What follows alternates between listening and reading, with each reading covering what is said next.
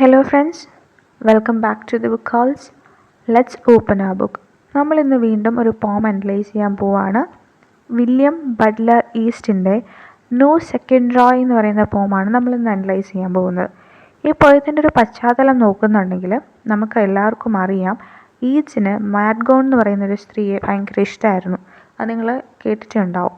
അപ്പോൾ മാഡ്ഗോൺ എന്ത് ചെയ്യാണ്, മാഡ്ഗോണിനെ ഈച്ചിന് ഭയങ്കര ഇഷ്ടമാണ്. പക്ഷെ അവർ ആ ഒരു മാരേജ് പ്രപ്പോസൽ റിജക്റ്റ് ചെയ്യാണ് ചെയ്യുന്നത്. അങ്ങനെ എന്ത് ചെയ്യാണ്, അവർ പെട്ടെന്ന് തന്നെ 1903 വളരെ പെട്ടെന്ന് സഡനായിട്ട് അൺഎക്സ്പെക്റ്റഡായിട്ട് മാക്ബ്രൈഡ് എന്ന് പറയുന്ന ഒരു മനുഷ്യനെ, ജോൺ മാക്ബ്രൈഡ് എന്ന് പറയുന്ന ഒരു മനുഷ്യനെ കല്യാണം കഴിക്കുന്നുണ്ട്. ആ ഒരു കല്യാണത്തോടു കൂടി നമ്മുടെ ഈച്ച് ആകെ തളർന്നു പോകുന്നുണ്ട്, ആകെ ഷാറ്റേർഡായി പോകുന്നുണ്ട്. അപ്പോൾ അവസാനമായിട്ട് മാഡ്ഗോണിനോട് ഒന്നും കൂടി പ്രപ്പോസ് ചെയ്യാൻ പോകുന്നുണ്ട്. അവരത് റിജക്റ്റ് ചെയ്യുന്നുണ്ട്. എന്നിട്ട് വളരെ പെട്ടെന്ന് തന്നെ ഈ പറയുന്ന ജോൺ മാക്ബ്രൈഡിനെ കല്യാണം കഴിക്കുന്നുണ്ട്. ആ ഒരു സമയത്ത് ഈ ഒരു ഫൈനൽ റിജക്ഷനും സഡൻ മാരേജും ഒക്കെ കഴിയുമ്പോഴാണ് നമ്മുടെ ഈച്ച് ഈ ഒരു പോം എഴുതുന്നത്. പിന്നീട് 2 വർഷങ്ങൾക്ക് ശേഷം ഈ ഒരു മാഡ്ഗോണിൻ്റെയും മാക്ബ്രൈഡിൻ്റെയും കല്യാണം എന്ത് ചെയ്യുന്നുണ്ട്, ഡിവോഴ്സ്ഡ് ആവുന്നുണ്ട്, അവർ സെപ്പറേറ്റഡ് ആവുന്നുണ്ട്. 2 years later it left each in great distress. ഇനി ഈ പോം നമ്മൾ അനലൈസ് ചെയ്യുകയാണെങ്കിൽ ആദ്യത്തെ 5 ലൈൻസിൽ ഒരു ക്വസ്റ്റ്യനാണ് നമ്മുടെ ഈച്ച് കോട്ട് ചെയ്യുന്നത്. ഇത് പബ്ലിഷ് ചെയ്യുന്നത് 1921 കേട്ടോ. ആ കളക്ഷൻ്റെ title the green helmet and other poems എന്നായിരുന്നു. ഇതൊരു 12 ലൈൻ പോമാണ്. ഇതിൽ ഈച്ചിൻ്റെ പേഴ്സണൽ ആയിട്ടുള്ള അതുപോലെ പൊളിറ്റിക്കൽ ആയിട്ടുള്ള കൺസേൺസിൻ്റെ ഒരു കോമ്പിനേഷൻ നമ്മൾ കാണുന്നുണ്ട്. ഈ പോം തുടങ്ങുന്നത് ഒരു റിട്ടോറിക്കൽ ക്വസ്റ്റ്യനോട് കൂടിയാണ്. അതിൽ ഈച്ച് പറയുന്നതെന്ന് വെച്ചാൽ തൻ്റെ ലൈഫ് ഫുള്ള് മിസറിയാണ്. ഈ മിസറിക്ക് കാരണം എന്ന് പറയുന്നത് മാഡ്ഗോൺ ആണ്. പക്ഷേ ഈ ഒരു കാരണത്തിൽ നമുക്ക് മാഡ്ഗോണിനെ ബ്ലെയിം ചെയ്യാൻ പറ്റില്ല എന്ന് പറഞ്ഞുകൊണ്ടാണ് അദ്ദേഹം പോം തുടങ്ങുന്നത്. പിന്നീട് പോയത്തിൽ നമ്മൾ പറഞ്ഞു മാഡ്ഗോൺ ഒരു ഐറിഷ് റെവല്യൂഷണറി വുമനാണ്. അപ്പോൾ അവരുടെ പൊളിറ്റിക്കൽ കൺസേൺസ് ഒക്കെ പിന്നീട് ഈ പോയത്തിൽ ഈച്ച് സംസാരിക്കുന്നുണ്ട്. അപ്പോൾ നമ്മൾ നേരത്തെ പറഞ്ഞ പോലെ പോം ഓപ്പൺ ചെയ്യുന്നത് ഒരു റിട്ടോറിക്കൽ ക്വസ്റ്റ്യനോട് കൂടിയാണ്. ഈ ക്വസ്റ്റ്യൻ തന്നെ അതിനുള്ള ആൻസറും ഉണ്ട്.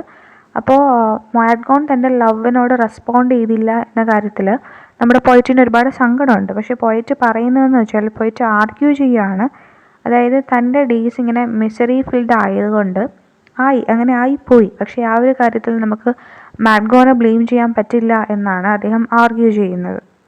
അതുപോലെ തന്നെ ഐറിഷ് പീപ്പിൾ ഉണ്ടല്ലോ, ഇന്നസെൻ്റ് ആയിട്ടുള്ള ഐറിഷ് പീപ്പിൾ, അവരെന്ത് ചെയ്യാണ്, അവരുടെ അയർലൻഡ് എന്ന് പറയുന്ന കൺട്രിക്ക് ഫ്രീഡം കിട്ടാൻ വേണ്ടിയിട്ട് കുറേ റെവല്യൂഷണറി മെത്തേഡ്സ് ഒക്കെ അഡോപ്റ്റ് ചെയ്യുകയാണ്. ഈ മെത്തേഡ്സ് ഒക്കെ ആരാണ്, നമ്മുടെ മാഡ്ഗോണിനെ പോലെയുള്ള, മാഡ്ഗോൺ ഉൾപ്പെട്ട ഈ ഐറിഷ് റെവല്യൂഷണറിസ്റ്റ് ആണല്ലേ പഠിപ്പിക്കുന്നത് അവരെ. ആ ഒരു കാര്യത്തിൽ ആ പീപ്പിളിനെ, ഇന്നസെൻറ്റ് പീപ്പിളിനെ ഇങ്ങനെയുള്ള മെത്തേഡ്സ് പഠിപ്പിക്കുന്നു എന്ന കാര്യത്തിലും നമുക്ക് മാഡ്ഗോണിനെ എന്ത് ചെയ്യാൻ പറ്റില്ല, കുറ്റപ്പെടുത്താൻ പറ്റില്ല. ആക്ച്വലി പോയറ്റ് സ്ക്രോൺഫുള്ളാണ്. അതായത് ഈ ഒരു പെറ്റി വയലൻസസിൻ്റെ പേരിലൊക്കെ ഹീസ് സ്ക്രോൺഫുൾ.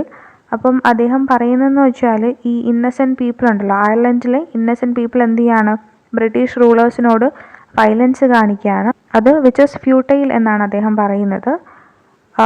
ഈ പോയറ്റ് ആ റെവല്യൂഷണറി ലേഡിയെ ബ്ലെയിം ചെയ്യുന്നുണ്ട് for hurting his love cruelly, but waves that blame is prepared to forget and forgive her. അപ്പം തൻ്റെ സ്നേഹത്തിനെ റിജക്റ്റ് ചെയ്തുകൊണ്ട് തന്നെ ഇങ്ങനെ ക്രൂവലി മുറിവേൽപ്പിക്കുന്നു എന്ന് പറഞ്ഞിട്ട് ആ റെവല്യൂഷണറി ലേഡി അദ്ദേഹം ബ്ലെയിം ചെയ്യുന്നുണ്ട്. പക്ഷെ അദ്ദേഹം പ്രിപ്പയർഡാണ് to forget and forgive her. മറക്കാനും പൊറുക്കാനും അദ്ദേഹം റെഡിയാണ്. അതേസമയം ആ ലേഡി തൻ്റെ നാട്ടിലെ ആൾക്കാരോട്, ഐറിഷ് പീപ്പിളിനോട് കുറേ കാര്യങ്ങൾ പറഞ്ഞ് മനസ്സിലാക്കി കൊടുക്കുന്നുണ്ട്, അല്ലെങ്കിൽ കുറേ റെവല്യൂഷണറി വയലൻസസ് പ്രീച്ച് ചെയ്യുന്നുണ്ട്.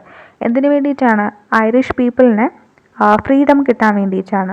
ബ്രിട്ടീഷ് ടൈറണിയിൽ നിന്ന് ഫ്രീഡം കൈവരിക്കാൻ വേണ്ടിയിട്ട് ഐറിഷ് പീപ്പിളിന് കുറേ റെവല്യൂഷണറി വയലൻസ് ഒക്കെ ഈ ലേഡി പറഞ്ഞു പഠിപ്പിക്കുന്നുണ്ട്, അവരോട് പ്രീച്ച് ചെയ്യുന്നുണ്ട്. ആ ഒരു ഐഡിയാസ് ഒന്നും മനസ്സിലാക്കാൻ നമ്മുടെ പോയിറ്റിന് പറ്റുന്നില്ല.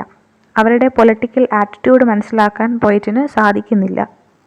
ഇനി വരുന്ന ലൈൻസിൽ 6 മുതൽ 12 വരെയുള്ള ലൈൻസിൽ നമ്മുടെ പോയിറ്റ് പറയുന്നത്, നമ്മുടെ ബ്യൂട്ടിഫുൾ ആയിട്ടുള്ള ആ ഒരു റെവല്യൂഷണറി ലേഡി മാഡ്ഗോണിന് എങ്ങനെയാണ്, അവർ ഡിസ്ട്രക്ഷൻ ആണെന്നാണ് പറയുന്നത്. Maud Gonne a scene in terms of destruction. അതായത് അവരുടെ ബ്യൂട്ടി എന്ന് പറയുന്നത് ടൈറ്റൻ ബോ പോലെയാണെന്ന്. അതായത് അവരുടെ ബ്യൂട്ടി എന്ന് പറയുന്നത് ടൈറ്റൻ ചെയ്ത അമ്പ് പോലെയാണ്. അവരുടെ മനസ്സെന്ന് പറയുന്നത് her mind as made simple as a fire of nobleness പോലെയാണ് എന്നാണ് പറയുന്നത്. അവരുടെ മനസ്സെന്ന് പറയുന്നത് കുലീനതയുടെ തീ പോലെ സിമ്പിളാണ് എന്നാണ് പറയുന്നത്. യൂഷ്വലി നമുക്കറിയാം സിംപ്ലിസിറ്റി എന്ന് പറയുന്നത് ഫയറുമായിട്ട് അസോസിയേറ്റ് ചെയ്യുന്ന ഒരു ക്വാളിറ്റി അല്ലല്ലേ. സിംപ്ലിസിറ്റി എന്ന് പറയുന്നത് കുറച്ചുകൂടി സോഫ്റ്റ് ആയിട്ടുള്ളൊരു ക്വാളിറ്റിയാണ്. പക്ഷേ ഇവിടെ പറയുന്നത് അവരുടെ മനസ്സെന്ന് പറയുന്നത് എന്താണ്, ഭയങ്കര സിമ്പിളാണ്. ഏതുപോലെ? കുലീനതയുടെ ഫയർ പോലെ സിമ്പിളാണ് എന്നാണ് പറയുന്നത്. ഈസ് ഇവിടെ ഉദ്ദേശിക്കുന്നത് അല്ലെങ്കിൽ സജസ്റ്റ് ചെയ്യുന്നത് നമ്മുടെ മാറ്റ് ഗൗണിന് എന്തൊക്കെയുണ്ട്? അൺകോംപ്രമൈസിങ് ആയിട്ടുള്ള ഇൻറ്റൻസിറ്റി ഉണ്ട്, അതുപോലെ ഡെഡിക്കേറ്റഡ് ആയിട്ടുള്ള സിംഗിൾ മൈൻഡഡ്നെസ്സും ഉണ്ട്. ഈ രണ്ട് കാര്യങ്ങൾക്ക് ഒരേ സമയം നോബിളായിരിക്കാനും അതേസമയം പ്രാക്ടിക്കൽ വേൾഡിൽ ഫൂളിഷ് ആയിരിക്കാനും കഴിയും എന്ന കാര്യമാണ്. അപ്പോൾ ഇങ്ങനെ അൺകോംപ്രമൈസിങ് ആയിട്ടുള്ളൊരു ഇൻറ്റൻസിറ്റിയും ഡെഡിക്കേറ്റഡ് സിംഗിൾ മൈൻഡ്നെസ്സും ഒക്കെ ഉണ്ടെങ്കിൽ അത് നോബിളായിട്ടുള്ളൊരു കാര്യമാണ്. അതേസമയം അത് പ്രാക്ടിക്കൽ വേൾഡിൻ്റെ ടേംസിൽ നോക്കുമ്പോൾ അതൊരു ഫൂളിഷ്നെസ് കൂടിയാണ് എന്നാണ് അദ്ദേഹം പറയുന്നത്. ആദ്യം തന്നെ പറയുന്നുണ്ട് അവരുടെ ബ്യൂട്ടി എന്ന് പറയുന്ന ടൈറ്റൻ പോലെയാണെന്ന് പറയുന്നുണ്ട്. അതൊരു ഇൻഹറൻറ്റ് ടെൻഷനെയാണ് കാണിക്കുന്നത്. അവിടെ ഹീറോയിക് ബ്യൂട്ടിയിലുള്ള ഇൻഹറൻറ്റ് ടെൻഷനെയാണ് കാണിക്കുന്നത്. ആ ഒരു ടെൻഷൻ നെസസറിലി എന്തിൽ റിസൾട്ട് ചെയ്യും? ഡിസ്ട്രക്ഷനിൽ തന്നെ റിസൾട്ട് ചെയ്യും. പക്ഷേ ആ ഒരു ഹീറോയിക് ബ്യൂട്ടിക്ക് വരാനിരിക്കുന്ന ടെറബിൾ കോൺസിക്വൻസസിനെ ചെയ്യാൻ പറ്റില്ല, അവോയ്ഡ് ചെയ്യാൻ പറ്റില്ല. അതെല്ലാം അനുഭവിച്ചേ മതിയാവുള്ളൂ.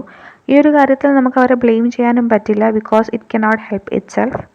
ലാസ്റ്റ് ലൈൻസ് ഒരു ക്വസ്റ്റ്യൻ ആണ് റേസ് ചെയ്യുന്നത്, of what the whole structure of the poem has answered. Purpose of civilisation എന്ന് പറയുന്നത് എന്തല്ല, എറ്റേണൽ ആയിട്ടുള്ള അല്ലെങ്കിൽ ഹീറോയിക് ആയിട്ടുള്ള ഒരു ബ്യൂട്ടിക്ക് ബോണ്ട് ഫയർ പ്രൊവൈഡ് ചെയ്യുക അല്ല. The purpose of civilisation is not to provide bonfires for eternal or heroic beauty. Ireland ഫെയിൽഡായി പോയില്ല. അതിന് കാരണം എന്താണ്? അത് നമ്മുടെ ട്രോയ് പോലെ ബേൺഡ് ആയിട്ടില്ല.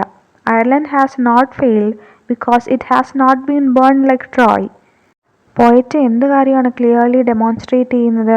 അതായത് ബ്യൂട്ടിയുടെ ഡിസ്ട്രക്റ്റീവ് ആസ്പെക്റ്റിനെ പറ്റിയാണ് പോയറ്റ് ഡെമോൺസ്ട്രേറ്റ് ചെയ്യുന്നത്. Not only in personal terms but also in national as well as mythological terms. അപ്പോൾ ഇത്രയാണ് നമുക്ക് പോയത്തിൻ്റെ സമ്മറി പറയാൻ പറ്റുന്നത്. പോം ഞാനൊന്ന് വായിക്കാം. Why should I blame her that she filled my days with misery, or that she would of late have taught to ignorant men most violent ways, or hurled the little streets upon the great, had they but courage equal to desire? What could have made her peaceful with a mind, that nobleness made simple as a fire, with beauty like a Titan bow, a kind that is not natural in an age like this, being high and solitary and most stern? Why, what could she have done, being what she is? Was there another Troy for her to burn? ഇങ്ങനെയാണ് പോമുള്ളത്. അപ്പോൾ നിങ്ങൾക്ക് മനസ്സിലായിട്ടുണ്ടാവും എന്ന് വിശ്വസിക്കുന്നു. മനസ്സിലായിട്ടുണ്ടെങ്കിൽ channel ഒന്ന് subscribe ചെയ്യുക, video ഒന്ന് like ചെയ്യുക. Thank you for listening and have A nice day.